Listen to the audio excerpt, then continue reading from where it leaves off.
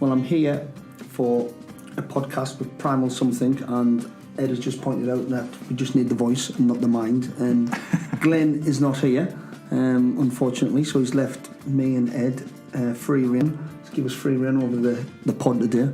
Like I said, this is episode 6. We haven't done one for a while, and we do have a special guest, and Onwurah, who's a member of Parliament, and we will be having a 20 or 30 minute discussion. It is the beginning of Newcastle Startup Week, which me and Ed are attending. Are you attending, Ed? Yeah. And that goes on for the next 5 days. So we have managed to pluck a couple of guests, one being this MP who's coming down to speak to us. I would just like to mention, obviously, Primitive Sense,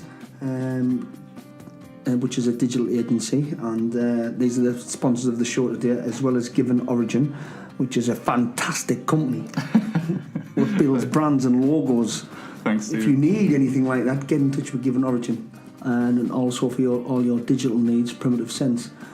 Also, I'd just like to mention Made for the Cage, which is happening on the 27th of May. Action-packed card with Colin the Freak Show Fletcher fighting at the top of the bill.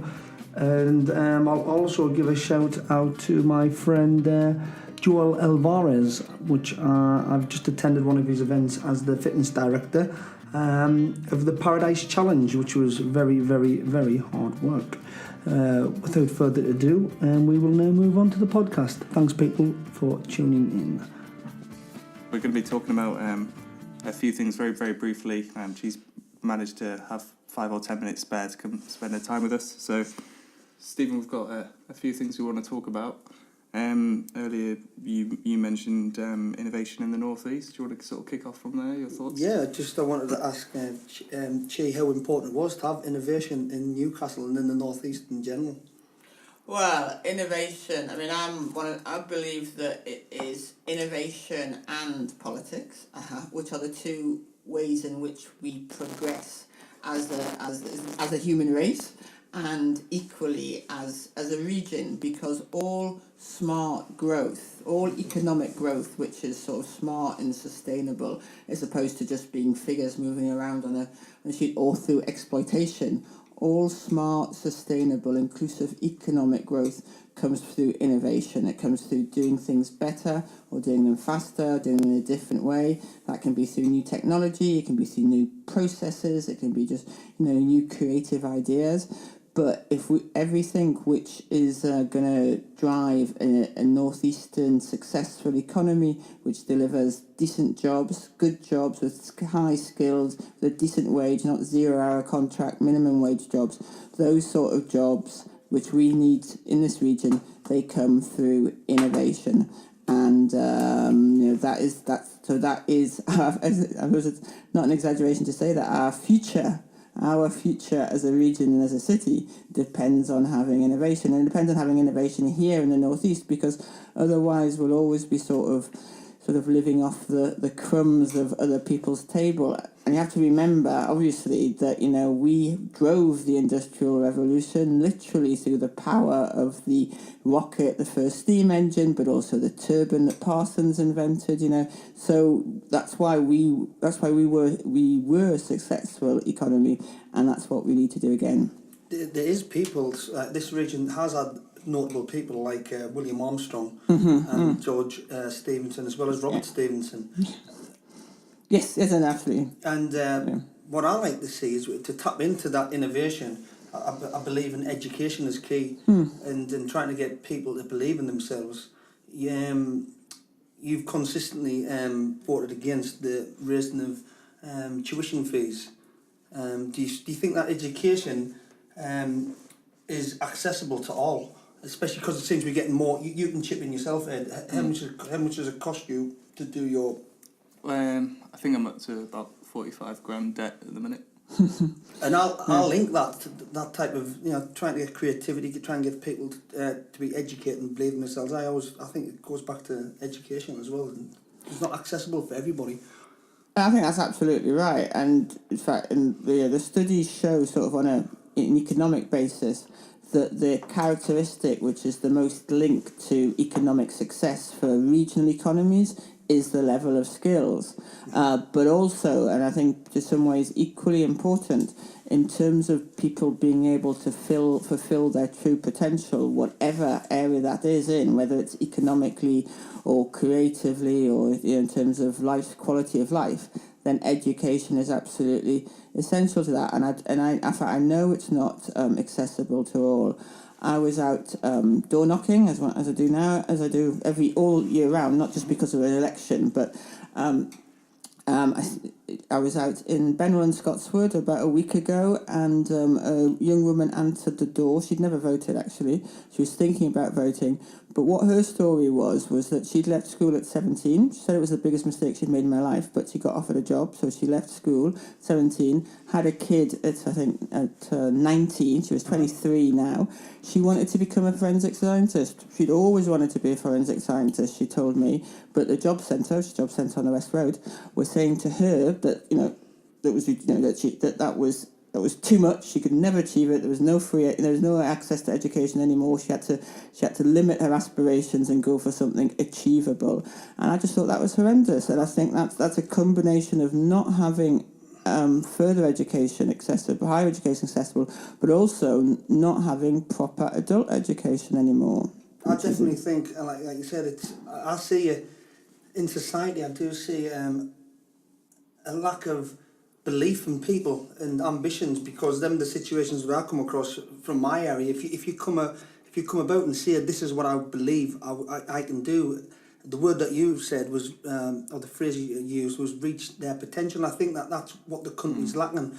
We might only be using 10% of our creativity and innovation in the brain department. I mean, it's how do we tap into it? Because if there's jobs out there, brilliant, that we have somewhere like Nissan, which is a huge bloodline for Sunderland in the northeast.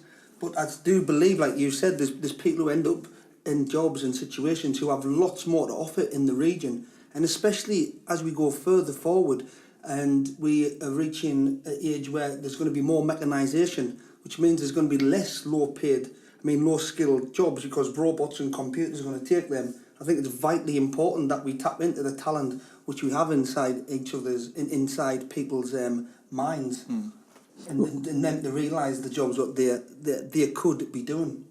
Well, that's absolutely right. And you take that young woman that I met; she definitely had the potential to become a forensic scientist, very bright, etc.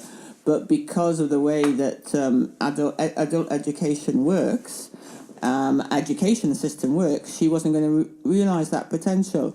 And when you put that with the fact that the UK has one of the lowest productivity levels I think it's the lowest in the G8 and one of the lowest in the OECD, the Organisation of Economic Development, then that's where we're losing out. We're losing out on all the potential of people to produce more, deliver more, be more, which our education system doesn't support.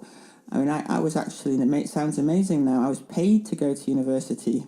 I got a full grant. Not only did I get a full grant, because my parents had no money, but I also won a couple of scholarships as well, so I was actually quite well off in university, and I certainly didn't graduate with £45,000 of debt. So, I think that, at that time, though, only 6% of young people went to university, so we did certainly need to open it up to more people. But the prospect of so much debt puts off particularly young people from disadvantaged backgrounds, sort of like as mine was, and that's what we need to change. If you've got a family, touching on the point what you make, and you're considering doing a degree, but you're the first in the family, and you try and sit at the breakfast table one morning and you say, right, I want to do this, but I'm going to be £45,000 worth of debt. They're not going to get, they're not going to get that support and that encouragement. That's what I'd feel like.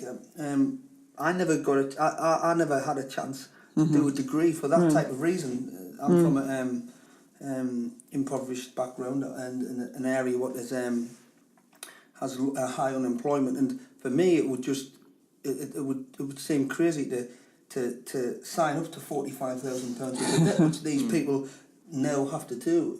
How do you manage with that, Ed? Like, you actually said earlier on, because we were speaking, it says that you don't really think about it. Yeah, I've always had this sort of thought in my head that the debt isn't really debt. It's it's this tax that comes out when I'm older. But is that fair that I'll have that tax when I'm older, when other people won't have it? To get to a level of education where actually I'm going to be in a job which I might enjoy, where I can feel I can grow the best I can, the best I can give back to the community and give back to society. Like, should I be taxed on like that sort of thing? But then we were having the discussion that actually it's not really even a tax. It's someone taking money from what you can do. At a later date. Yeah, at a later date. Yeah. How would you create that equal opportunity? Well, Equal access to resources. So we're launching, as Labour politician, we're launching our manifesto tomorrow, but some of it has already been, so we say, trailed. So I can say that we know that we're committing to abolish tuition fees, but I think more importantly is to commitment to what we're calling a national education service. So I think the other points that you were making about automation and changes and skills, I mean, that's not just like that's happening now, but it's not going to end now. I mean, it's not going to all happen today and then it ends. It's going to happen in different ways for the next sort of, next few decades, if not forever. And so people need to be able to get skills all through their lives. So what we're saying is a national education service which will make education accessible to all, partially by abolishing tuition fees, but also by making adult education more accessible, by giving people the opportunity to train at work, and by encouraging more investment in people's skills and people's time. And I think that's really important.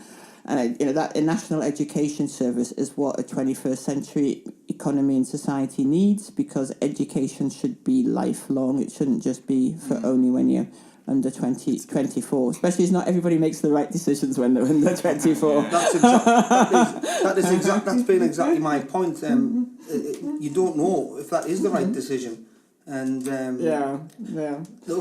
I'm sorry. I'm sorry that I really have to go because of the part, general election campaign. But it'd be great to come back and talk about this another time. I'm just that's today. Running out of time.